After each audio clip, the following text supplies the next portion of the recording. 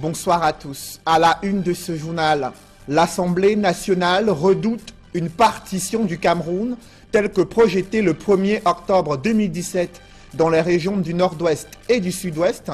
Ces mouvements sécessionnistes anglophones ont provoqué ce mardi une réunion de crise du bureau élargi de la Chambre basse du Parlement. Et selon son président Kava Yegué Djibril, les députés conviés à cette réunion de crise ont à l'unanimité dénoncé ces manœuvres séparatistes, condamné ces violences survenues dans les principales villes du nord-ouest et du sud-ouest. Ces parlementaires lancent eux aussi un appel au dialogue pour résoudre dans l'urgence la crise sociopolitique anglophone, laquelle a fait ressurgir un vif débat sur la forme de l'État au Cameroun, entre le fédéralisme et l'État unitaire décentralisé. Quel est le système de gouvernance susceptible d'améliorer le développement économique, social et politique du Cameroun?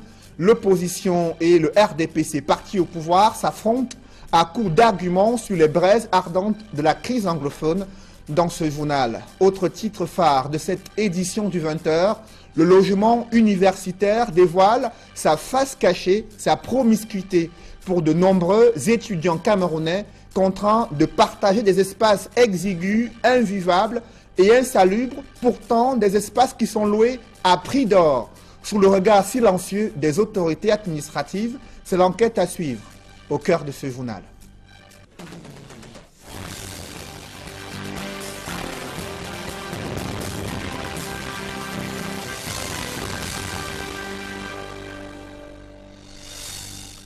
Merci de suivre cette édition complète de l'information sur Equinox Télévision. Une réunion de crise du bureau de l'Assemblée nationale s'est tenue ce mardi matin à Yaoundé. La rencontre était élargie aux députés porte-parole des partis politiques non représentés au bureau de l'Assemblée nationale. Selon un communiqué du président Kava Yegué Djibril, des députés RDPC, porte-parole des élus des régions du nord-ouest et du sud-ouest ont également pris part à cette réunion de crise. Ils ont déploré et condamné avec la dernière énergie les actes de violence et de vandalisme perpétrés dans les villes de Bamenda, Buea et Douala. Ils dénoncent également une tentative de partition du Cameroun telle que projetée le 1er octobre 2017 selon un communiqué signé du président de l'Assemblée nationale, Kava Yegué Djibril. Dans ce communiqué, ils réaffirment leur attachement à un Cameroun dans le cadre d'un État unitaire, décentralisé, un et indivisible.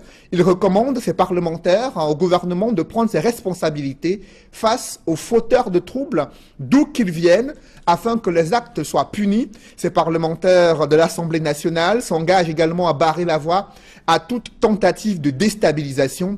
Ils invitent le peuple camerounais à plus de retenue, de vigilance et au calme. Ils lancent eux aussi un appel au dialogue, à la retenue et au bon sens.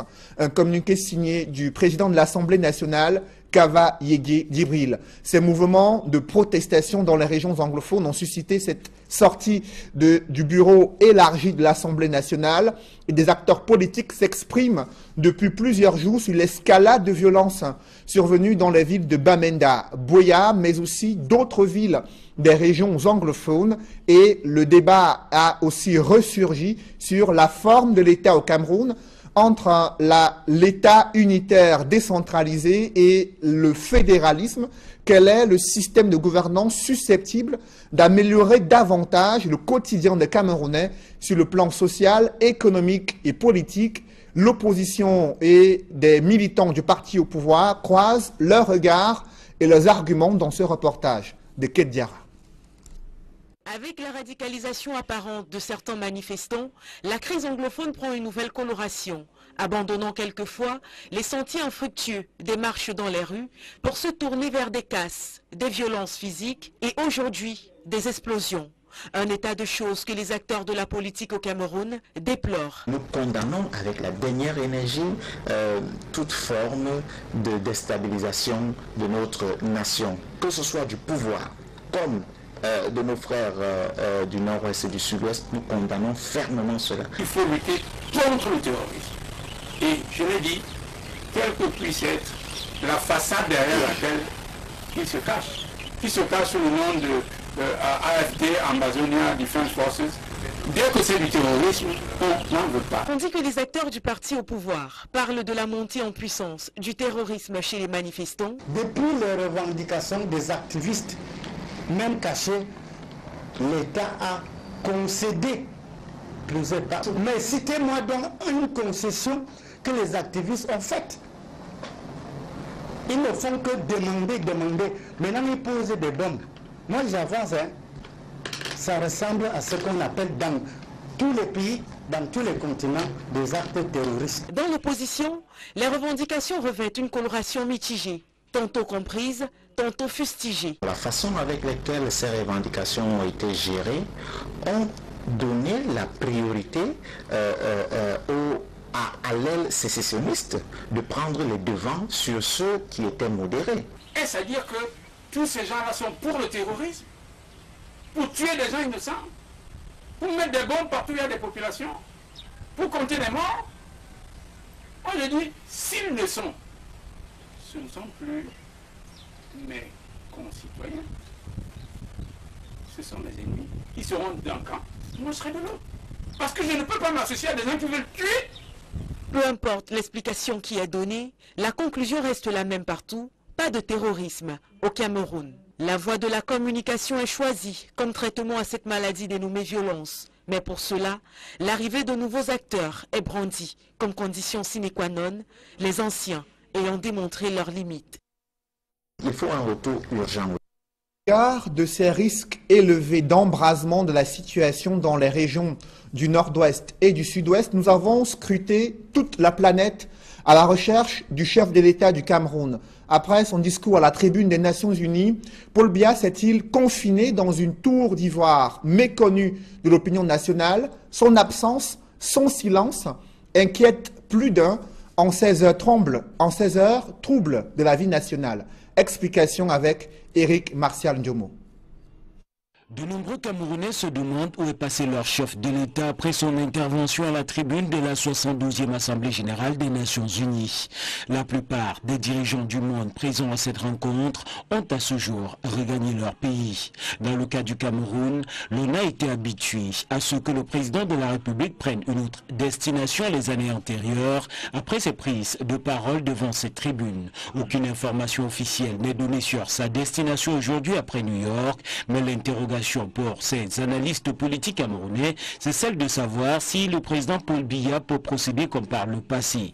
À l'observation, le contexte sociopolitique exige un retour immédiat du numéro 1 camerounais. Les marches de protestation dans les partis anglophones du Cameroun quelques heures avant sa prise de parole vendredi dernier, les explosions de bombes posées par des mains criminelles à Bamenda et Douala, et surtout l'approche de la date du 1er octobre 2017 avec en fond de nombreuses manifestations projetées dans les partis anglophones du Cameroun. Ses plus proches collaborateurs avancent souvent comme rhétorique pour minimiser ses absences le fait que le chef de l'État travaille partout où il se trouve dans le monde.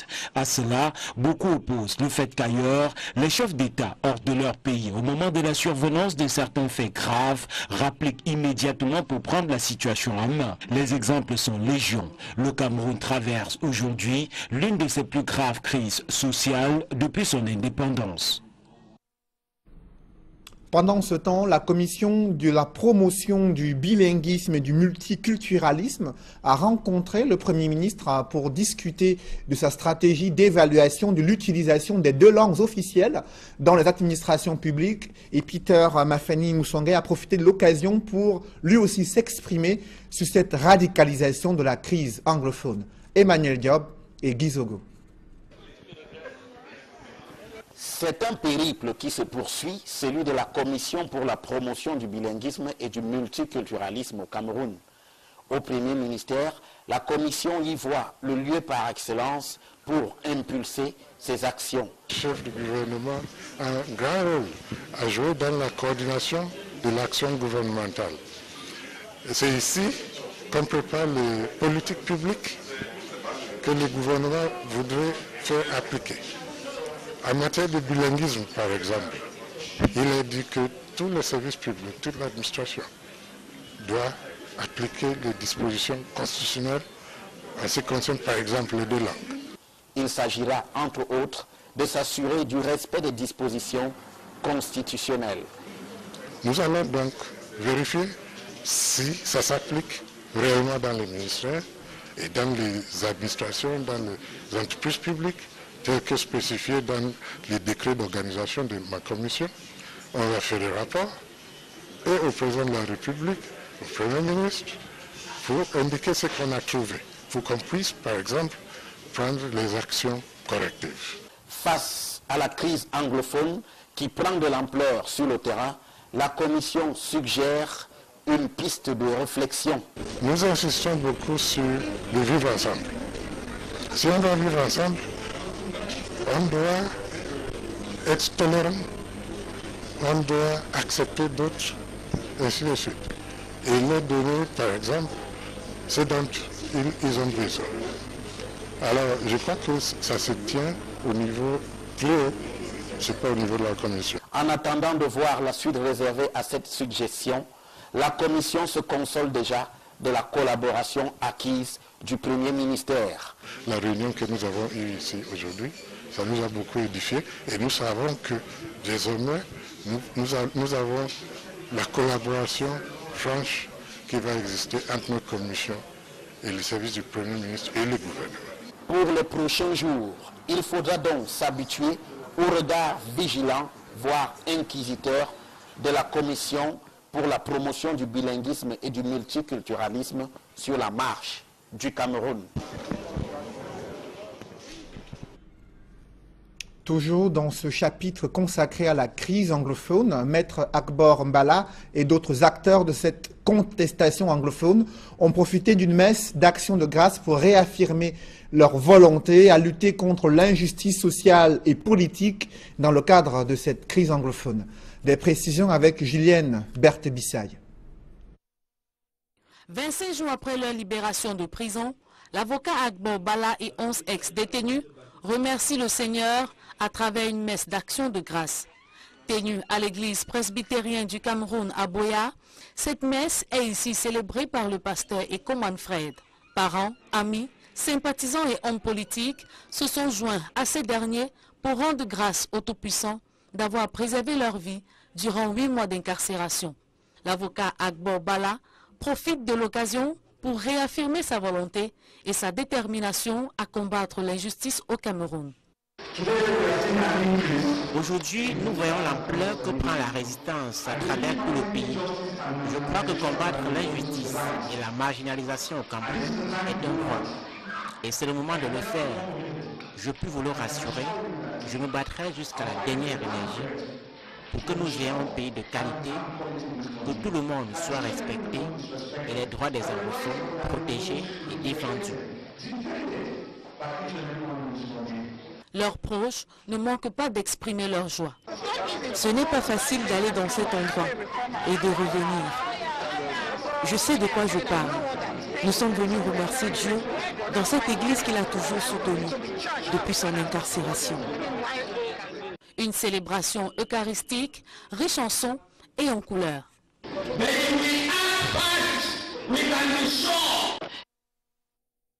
Je vous le disais en titre, le logement universitaire dévoile sa promiscuité et sa surenchère pour de nombreux étudiants camerounais pauvres contraints de se partager un espace exigu, insalubre et invivable. Pourtant, ces espaces sont loués à prix d'or sous le regard silencieux des autorités. Reportage Mitterrandam et Gladys Sidier. Des étudiants se disputent des habitats de fortune où règne promiscuité et insécurité. Arnaud Otaxa partage sa chambre avec 2 de ses camarades. Une chambre bâtie sur 3 mètres sur 4, séparée par un contreplaqué. Je paye 25 000 francs la mensualité, dans un contrat de 12 mois, donc 300 000 l'année. On comprend, mais chacun dicte sa loi, les bailleurs dictent leur loi. Il n'y a pas de seuil, quoi.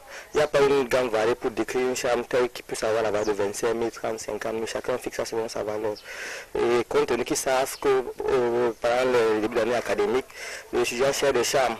La demande est assez importante, donc chacun élève le prix selon sa convenance. Compte tenu de la rareté des chambres, Ils disent être obligés de prendre ce qu'on leur propose, et ce malgré les difficultés auxquelles ils sont confrontés. C'est très difficile de vivre comme étudiant, surtout ici à Douala et surtout aux environs de l'université.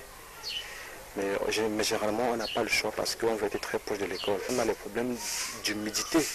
Par exemple, nous avons encore la dalle, il y a des chambres qui coulent. Les conditions qu'ils vous disent dès le départ ne sont pas ce qu'ils font en cours d'année. Généralement, ils vous disent, vous avez de l'eau, mais vous vous retrouvez à patienter 2-3 mois sans eau, les factures d'électricité qui ne sont pas faciles à gérer. On paye soit pour 10 mois, soit pour 1 an. Tout dépend des exigences du bailleur, le plus souvent indiscutable. Vous allez payer pratiquement un an avant de vous loger. Et les cautions à déposer, ça dépend aussi, n'est-ce pas, de chaque bailleur. Il va vous dire, vous allez peut-être donner 20, 30, 35 000 de caution, les frais d'électricité à part, les frais d'eau à part. Depuis la fermeture de la cité universitaire de Douala il y a plusieurs années pour cause de réfection, les étudiants broient du noir. Le gouvernement n'a pas peut-être les moyens de recaser tous les étudiants du Cameroun, au moins d'encadrer le mécanisme d'acquisition des chambres et homologuer des prix, c'est-à-dire de faire un standard qui permet à ce que lorsque on veut s'acquérir une chambre, qu'on sache également quel est le standard, le confort qui attend la personne. Je demanderais au gouvernement de pouvoir faire plus de cités universitaires pour les étudiants, de plus aménager d'espaces universitaires comme les cités universitaires, comme on le voit par le passé, et de pouvoir régulariser le secteur de la location, les cités aux alentours des zones universitaires. La colocation se présente pour plusieurs comme l'unique solution pour résoudre le problème de logement. La cote d'alerte et atteinte des bâtiments menace de s'écrouler sur des enseignants et des élèves de l'école publique de Bamongoum, située dans le département de la Mifi, malgré les risques de chute mortelle des blocs de terre. Sur des enfants, les pouvoirs publics traînent le pas pour améliorer le cadre éducatif dans cet établissement scolaire public. Dallas Kiana et Jean-Paul Chouniat. Une piste de campagne vers une école primaire. Dans la cour, des tout petits jouent de quelques minutes les prolongations d'une récréation. Tous curieux de savoir ce que vient faire une équipe de télévision à l'école publique de Bamongoum Cheferi, oubliée au milieu d'une broussaille. Travaillant dans des cabanes anciennes à l'ère de la modernité, les élèves de la CIL et du cours préparatoire sont les plus mal lotis dans ces salles de classe en terre battue, amortis par le temps sous les méfaits des intempéries. Quand il pleut, les enfants ne peuvent pas être à l'aise en salle de classe qui chuintent de temps en temps sur les enfants. Et quand il pleut, les maîtresses sont obligées de cesser avec les cours parce qu'elles ne sauraient être mouillées pendant que la pluie est en train d'arroser les enfants. Le chef de cet établissement a dû transférer les élèves de la CIL et du préparatoire dans une salle attenante. Et celle-ci aussi, elle est tellement aussi délabrée comme l'autre, mais mieux par rapport à celle de l'année dernière. Quand il pleut, les élèves sont obligés de se déplacer. Et puis on est obligé comme ça d'interrompre le cours parce qu'il pleut. Les toitures sont perforées un peu de partout. Tremblant comme une feuille morte pour la sécurité des enfants à la moindre pluie tombante, cette enseignante dit redouter parfois le pire dans ce bâtiment presque en ruine. Notre plus grosse crainte, c'est par rapport au mur là qui est incliné. On a peur que d'un moment à l'autre, ce mur peut tomber sur les enfants ou bien sur l'enseignant. De la toiture au sol poussiéreux, portes et fenêtres relèvent d'une époque coloniale. Et à la nuit tombée ou pendant les week-ends, le bureau du directeur est souvent cambriolé. Des vandales sèment aussi la pagaille, donnant du fil à retordre aux enseignants. Chaque matin, quand nous arrivons avec les fenêtres de la brique, comme vous-même vous voyez, nous retrouvons qu'on a déféqué partout, sur la table, sur les bancs. On est obligé maintenant, on a même déféqué, on essuie le tableau avec. Nous sommes obligés maintenant de laver et ce n'est pas facile. Donc c'est vraiment pénible pour nous ici, là. Ici, les commodités d'usage se résument à un forage à sécher et une toilette pour toute l'école. Pas si surprenant pour des élèves pris de court de se soulager dans la nature. Nous avons le problème de les enfants, les difficultés. Les enfants apportent l'eau chaque matin. Les toilettes sont là, mais elles ne sont vraiment pas suffisantes pour notre grande école. Pour plus de 200 enfants, si les enfants ont le même besoin, vous voyez qu'ils ne peuvent pas vraiment se mettre à l'aise comme il le faut. La mairie a certes offert un bâtiment à l'école publique de Bamougoum-Chefferie, mais elle manque d'enseignants qualifiés. Plusieurs maîtres des parents sont recrutés, mais jettent aussitôt l'éponge pour un minable salaire de 15 000 francs que peine à payer l'association des parents d'élèves. Tout en reconnaissant ces énormes sacrifices consentis dans la construction et la rénovation des écoles dans la MIFI, élèves et enseignants de cette école ont tous la main tendue vers Sylvestre Ngouchingue, une élite du coin. Même les élites de tout Bamougoum de pouvoir lancer un regard vers l'école phare de Bamougoum qui est l'école de la chefferie. L'école de la chefferie est l'une des écoles où elle devait briller par les enseignants, c'est-à-dire avoir des bons enseignants, avoir des beaux bâtiments, voire même avoir un antenne scolaire bien entouré. En dépit de toutes ces conditions de travail pénibles, le directeur de l'école publique de Bamougoum-Chefferie fait vivre aux reporters sur ce parcours le calvaire de plus de la moitié de ses élèves et enseignants. À la fin de la piste carrossable, nous entamons une longue marche dans la broussaille, découvrant la piste où élèves et enseignants faufilent au quotidien, sous la rosée matinale de ces hautes herbes, sur près de 3 km pour rallier l'école. Le gros danger qui les guette sur ce passage, des risques d'agression et de noyade sur ce pont de fortune. Les difficultés des élèves et des enseignants de l'école publique de Bamougoum ne concernent pas seulement les infrastructures et leur cadre de vie.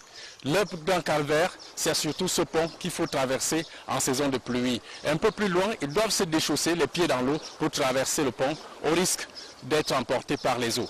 Depuis le pont de l'école publique de Bamougoum, Dalla Chana, le regard de l'Ouest, et Jean-Paul Chouniat, la voix de l'Ouest, sur Equinox Télévision. Elles sont nombreuses, ces populations qui vivent la peur au ventre en Sam, ce quartier où se trouvent les installations de la société camerounaise de dépôt pétrolier à Yaoundé. Certes, il n'y a aucune maison d'habitation à moins de 200 mètres du périmètre de sécurité de la SCDP, mais les populations craignent des éventuels risques d'incendie et d'explosion à l'image de cette catastrophe meurtrière vécue il y a une quinzaine d'années dans ce quartier. C'est un grand reportage signé Élisée Borba et Marcelin Gansop. En contrebas de la base aérienne 101 de Yaoundé se trouve le site abritant la société camerounaise de dépôt pétrolier. Nous sommes au quartier Sam, dans le 3e arrondissement de Yaoundé. Vu à partir de la base aérienne, difficile d'imaginer qu'il y a des maisons d'habitation tout autour du site. Aussi entreprenons-nous d'aller voir de plus près. À première vue, l'on ne mesure pas la proximité entre ce site et les maisons d'habitation. Il faut s'en approcher pour constater que tout autour, il y a de la vie. L'accès au dépôt SCDP de Sam est facile. Il est cerné de part et d'autre par une route bitumée à laquelle il faut ajouter le canal d'évacuation des eaux du Fundi qui est encore en pleine construction. Ce canal constitue d'ailleurs une limite naturelle entre le périmètre de sécurité construit par la SCDP et les maisons d'habitation situées tout autour du site. Ici vivent plusieurs familles dont les membres ont du mal à fermer l'œil, malgré les assurances données par les responsables de la SCDP. Je viens juste d'aménager ici derrière la SCDP. Et bon, vu ce qui s'est passé, on a souvent peur de dormir ici, mais bon, c'est la vie. On n'a pas pu trouver mieux ailleurs. C'est la raison pour laquelle nous sommes ici. Si on trouve mieux ailleurs, plus tard on va quitter. C'est Dieu qui nous protège, c'est tout. Des familles courageuses qui sont obligées de faire contre mauvaise fortune bon cœur. Ont-elles seulement le choix dans un contexte où l'accès au logement n'est pas une mince affaire? Quand la mort arrive, même si tu es même après 2 km, aujourd'hui quand Dieu dit que tu vas partir, est-ce qu'on a peur de la mort? On est né pour mourir, non? Non, on peut toujours quitter. Quand le jour que bon, quand tu vois que l'endroit, si tu ne te sens pas bien à l'aise, bon, tu peux aller toujours continuer à chercher ailleurs. Pour l'instant, on est encore là. Compte tenu de l'environnement, les travaux qu'ils sont en train de faire là, ça nous rassure au niveau de la sécurité. Parce que vu d'abord un peu la distance entre nous et puis les dépôts pétroliers là, mais seulement nous n'avons pas encore eu le contact avec les gens de la SCDP qui sont venus nous rassurer, soit de quelque sécurité que ce soit. Approché, le chef du dépôt SCDP de Sam nous renseigne que des dispositions ont été prises pour assurer la sécurité des personnes qui ont élu domicile tout autour du site. En plus de la construction d'un périmètre de sécurité qui s'étend sur plus de 17 hectares. Nous sommes à environ 200 mètres de la clôture de la SCDP, en dehors du stade qui est juste derrière nous. On peut remarquer que les premières maisons d'habitation sont bien loin de la clôture. On peut compter 200 à 300 mètres. En plus, poursuit notre source, la SCDP a entrepris depuis 2014 un réajustement des équipements de sécurité afin de minimiser les risques d'incendie et d'explosion. C'est ainsi que des détecteurs de vapeur et d'hydrocarbures ont été installés pour signaler toute évaporation ou tout écoulement d'hydrocarbures. Des mesures de sécurité qui rassurent les populations riveraines, lesquelles ont encore en mémoire la catastrophe de Sam du 14 février 1998. Nous savons qu'à peu près le gouvernement avait pris les mesures.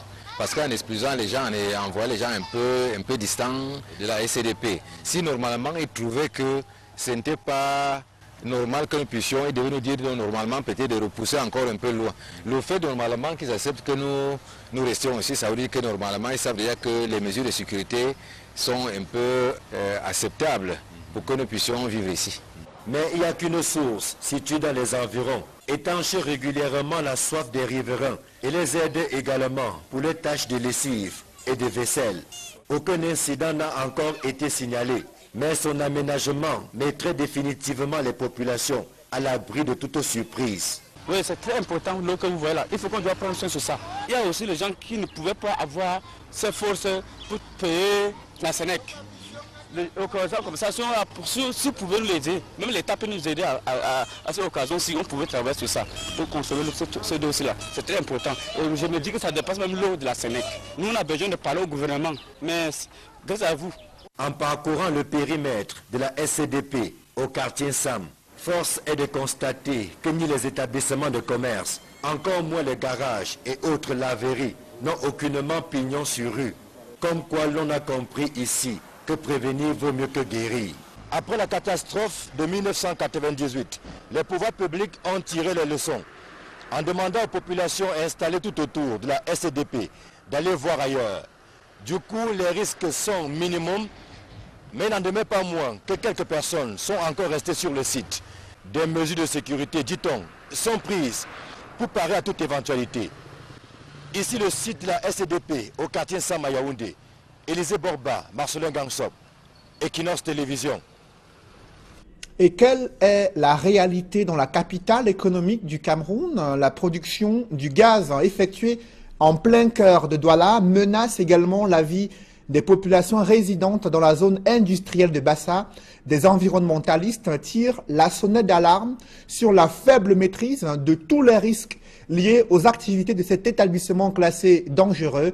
Les populations ressentent déjà les premiers effets négatifs de leur proximité avec cette entreprise de production du gaz. Cependant, l'entreprise concernée estime qu'elle a mis sur pied un processus de protection de l'environnement, mais aussi une méthode de sécurité. Des précisions avec Innocent Abega et Étienne Pascal Azégué. Le danger est permanent aux encablures du complexe à gaz de 6 Andokpassi 2 dans l'arrondissement de Douala 3e. Les populations riveraines expriment ces risques en termes d'inhalation de produits toxiques, mais très loin d'une probable attaque terroriste. Oui, nous sommes au courant, je suis au courant qu'il y a eu une explosion au niveau de la barrière de la SCDP. Le site de gaz d'Andokpassi est gardé par le BI. Nous avons un mal par moment que nous ressentons de gaz qui sent.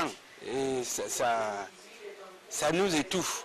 Nos yeux sont fatigués et on ne sait pas vraiment ce que ça se passe.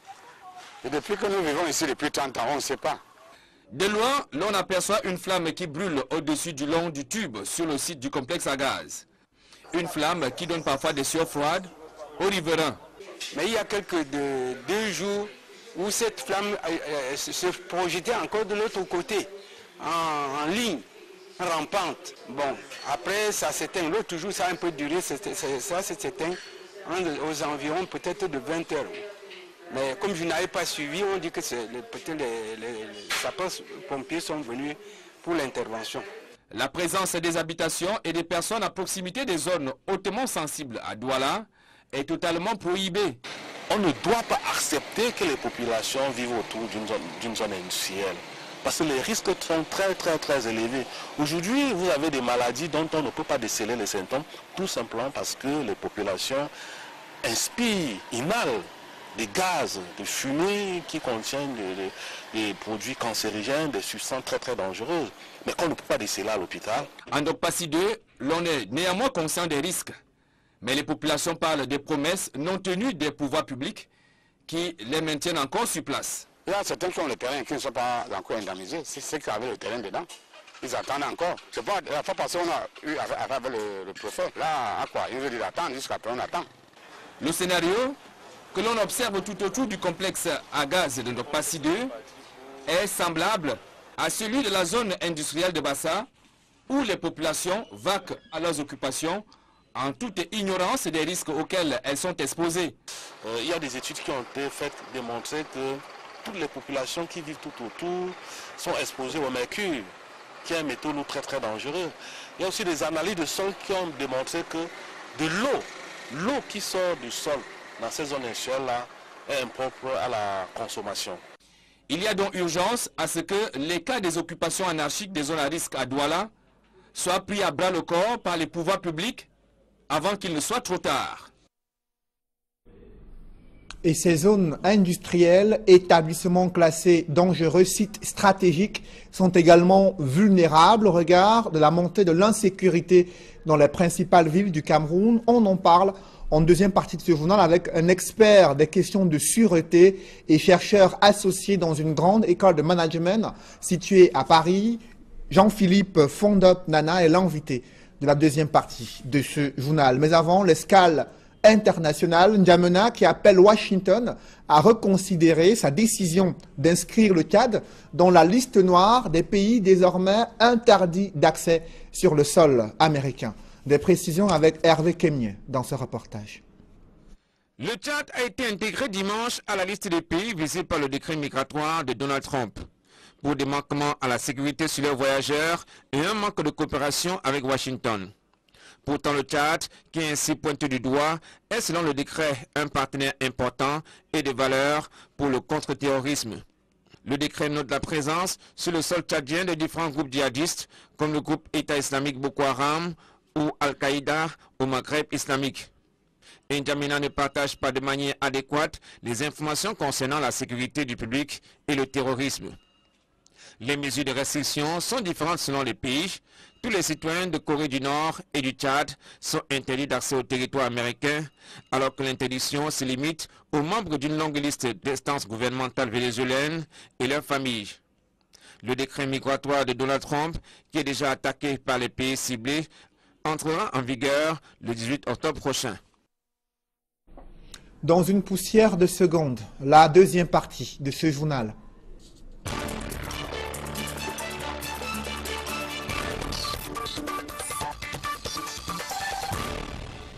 Je reçois sur ce plateau un expert des questions de sûreté, chercheur associé dans une école supérieure de management à Paris. Il est camerounais, Jean-Philippe Fondop Nana. Bonsoir. Bonsoir, M. Noufélé, et merci pour l'invitation. Vous avez suivi cette resurgence des actes de criminalité dans les principales villes du Cameroun, à Bamenda, à Boya, à Bamenda où il y a des explosions de bombes artisanales, à Douala où des explosions sont survenues sur le site d'une entreprise stratégique, la SCDP, également à l'extrême nord. Qu'est-ce qui explique cette vulnérabilité du Cameroun face à cette menace d'insécurité et d'explosion sur des sites stratégiques?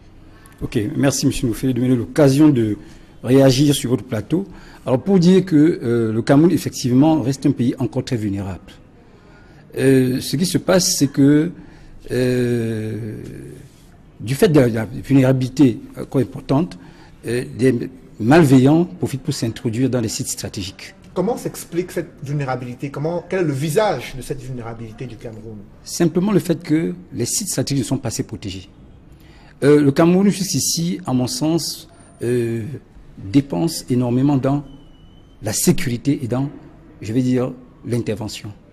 Et on met très peu de moyens dans la prévention.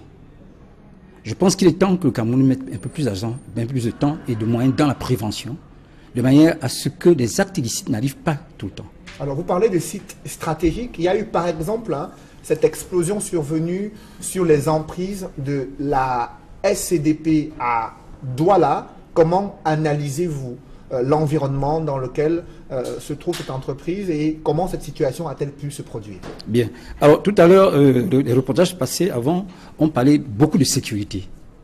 Je voulais d'abord il fallait qu'on s'arrête sur la notion de sécurité et de sûreté. La sécurité relève des accidents non volontaires. Alors dans cette entreprise, qui est pourtant stratégique, met beaucoup d'argent dans la sécurité. Simplement, cela suppose qu'elle met de l'argent dans les moyens de protection contre les accidents.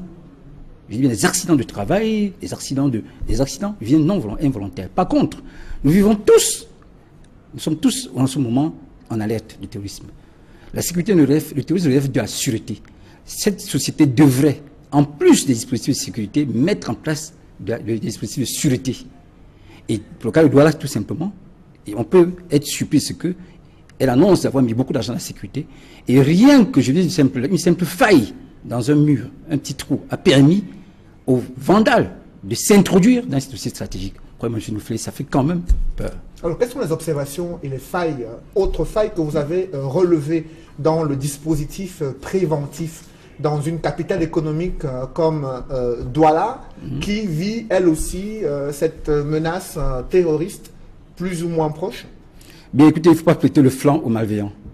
Je dis bien que la sûreté relève des actes de malveillance, c'est des actes volontaires, des gens qui veulent expressément s'attaquer à un site stratégique. Et ce que je veux dire, c'est que la première chose que j'observe à Douala, c'est l'éclairage public. Ça, je l'ai dit, Douala n'est pas assez bien éclairé. Qui est responsable de l'éclairage public? Allons savoir après. L'éclairage public, les zones de vagabondage des sites stratégiques sont très souvent obstruées. Pour parler de la SCDP, on a remarqué que la barrière, si vous voulez, la barrière limitrophe était encombrée de bananeraies. C'est pas possible. On ne peut pas concevoir qu'une site stratégique mette une barrière en place qui n'est même pas active. C'est une barrière, vraiment, à la limite, c'est simplement dissuasif. Donc, je pense que, et ils le savent très bien, la sûreté relève des normes. Il y a des normes qui vont être mises en place. On a un type de barrières qu'on va mettre en place pour un site aussi stratégique. Des barrières agressives, des barrières dissuasives et agressives. Elle n'était pas agressive, cette barrière. Et d'autre part, quand vous obstruez un site comme ça a été fait, vous l'encombrez.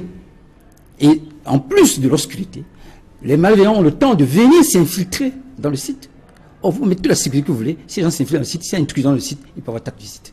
On doit éviter, empêcher les intrusions sur les sites. Justement, vous parlez d'éclairage public. Maintenant, sur le plan des forces de sécurité qui effectuent les patrouilles dans les villes, est-ce que c'est suffisant la stratégie globale mise en place par les forces de sécurité, par les forces de police et la gendarmerie pour pouvoir sillonner dans la ville autour de ces sites stratégiques? Ok. Écoutez, je voulais comprendre les choses globalement. Il faut commencer par... Je pense qu'il faut prendre les choses d'abord d'en haut. On devait avoir une organisation au plan national à 3 niveaux. Lesquels? Au niveau du top management, de l'État du Cameroun, il est temps que l'État prenne ses responsabilités et mue sa vision, je vous dis encore, vers un peu plus de sûreté. C'est la bonne décision au niveau de l'État. Ça suppose quoi? Ça suppose simplement de décentraliser encore plus de pouvoir de sûreté aux régions, et donner un moyen aux régions de pouvoir mettre en place des dispositifs de sûreté. Et je veux pas dire de pouvoir inciter à la collaboration des populations. Faites attention, parce qu'on parle beaucoup de groupes de vigilance ici et là. On en parle beaucoup là, de vigilance et tout ça. C'est pas suffisant. Justement, il y a des comités de vigilance, par exemple, à l'extrême nord, qui jouent un rôle assez important, selon le gouvernement, dans le fait qu'on réussit à détecter certaines bombes humaines qui viennent se faire exploser dans les marchés ou autres lieux de rassemblement. Est-ce que ces comités de vigilance répondent justement à ce dispositif préventif visant à lutter, à prévenir et lutter contre les actes terroristes? Oui, c'est déjà un pas de fait, mais c'est pas assez. C'est louable. De toute façon, La vigilance suppose la veille. Mais ce que je veux dire, c'est qu'il faut aller plus loin que la vigilance et inciter à la collaboration de la population. Quand on parle de dialogue social, par exemple, je ne dirais pas dialogue, je dirais plutôt de processus ou de procédure dialogiste. Parce que de toute façon, c'est comme ce qui doit se passer au Cameroun, c'est qu'on parle de quelle crise ailleurs? Est-ce qu'on parle de crise de collaboration ou de crise de cohésion sociale? On parle tous ici de la raison, je veux dire, de la crise anglophone. C'est un problème de cohésion sociale. C'est simplement que les gens ne peuvent pas se mettre ensemble pour vivre ensemble dans une certaine unité, une certaine diversité culturelle. Mais on peut régler la chose autrement, en passant par une collaboration sociale. Je veux dire, si on met les gens ensemble, si on réussit à motiver les gens pour qu'ensemble ils prennent en compte l'intérêt socio-économique que représente la région où ils vivent, l'environnement, je pense qu'ils vont s'impliquer plus à la Alors, chose. justement, la ville de Douala a des zones où il y a beaucoup d'agressions, de grands banditismes. Les forces de l'ordre, à chaque fois, appellent les populations à collaborer, à dénoncer. Mais on a le sentiment qu'il y a une sorte de rupture entre les populations qui vivent cette insécurité et les forces de l'ordre chargées de lutter contre ce fléau-là. Comment résoudre ce problème? Selon vous, qu'est-ce qui ne va pas concrètement dans le cadre du dispositif préventif? C'est un problème de pédagogie. Je pense que l'approche, vous savez, je voulais proposer une chose. Il va falloir qu'à un moment donné, qu'au Cameroun, on ait, en plus de la police, j'allais dire du côté répressif de nos forces, des forces armées, des forces policières, si vous voulez, qui est un côté éducatif. Et je pense à la police municipale, par exemple. C'est très facile à comprendre. Vous avez vu, à Douala, de plus en plus, on a des parkings payants, on a des gens, des préposés, on a plus de municipales qui passent partout, qui s'oublient les 20 km tout le reste. Je pense qu'on peut donner plus de pouvoir, plus de possibilités à ces gens, et cette police est capable de se rapprocher de la population et d'avoir une approche plus éducative que la frappe. Je pense qu'il va falloir équilibrer les choses. L'image qu'ont les Camerounais de la population de la police, c'est une image d'abord de répression. Il va falloir corriger cette image. Que la population comprenne que la police est d'abord là pour les aider, qu'il y a une police d'éducation, une police de sensibilisation. En ce moment, le discours sera mieux pris et je pense qu'il va passer mieux. Donc il y a une police d'éducation, de pédagogie, d'approche. Justement, alors comment justement mettre sur pied cette stratégie de sensibilisation à la fois des populations, mais aussi des autorités en charge de la sécurité de ces populations dans ce contexte où il y a une menace terroriste qui plane sur les principales villes du Cameroun? Le Cameroun a un avantage, je pense qu'il va falloir s'appuyer dessus, c'est la décentralisation. Depuis que les municipalités ont pris du pouvoir, je pense qu'elles ont les moyens de faire des choses. Je vais citer simplement la cellule QHSE. Dans les municipalités, on parle de la cellule QHSE. Quand vous avez monté une affaire, qu'est-ce qu'elle fait cette cellule? Elle vient sur place, fait l'audit et vous fait des propositions par rapport à protéger l'environnement. Il faut préciser que c'est la méthode qualité, hygiène, sécurité, environnement qui vise justement à veiller au respect des normes dans ces 4 domaines. Oui. Alors comment est-ce que cet aspect, ce domaine de la commune peut jouer un rôle dans la sûreté dans une ville comme Écoutez, on dit bien qualité, hygiène, sécurité, environnement, sûreté. Je pense qu'il va falloir simplement renforcer les capacités, je vais dire, d'action sur le plan sûreté. Quand vous avez parlé de sites dangereux stratégiques, je pense que c'est un site stratégique. Plutôt que de venir demander aux gens de mettre des poubelles uniquement, de nettoyer les alentours, comme ils disent, il faut aller plus loin. On peut leur donner des moyens de percevoir les risques, les failles de sûreté, je veux dire, les risques de vulnérabilité et de conseiller, par rapport à un cahier de charge, des procédures à mettre en place. Ça se fait et c'est faisable. Merci. Je vais ajouter une chose qui est importante. Je vous en prie, en quelques mots. Oui. Les sociétés de sécurité privée aussi doivent jouer un rôle important dans cette affaire. J'ai remarqué qu'au Cameroun, les sociétés de sécurité privée embauchent des gens sans les former suffisamment. Je pense que la formation de ces gars, ce n'est pas des formations sportives uniquement.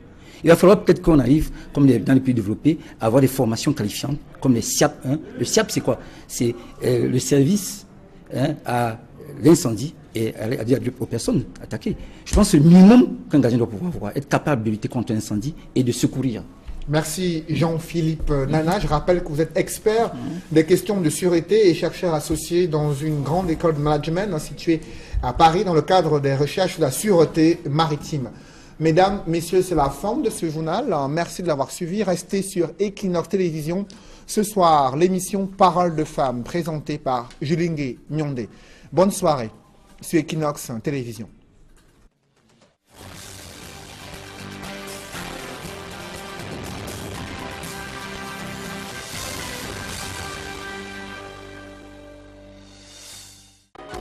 Bonjour, bonsoir, vous écoutez votre météo de ce mercredi 25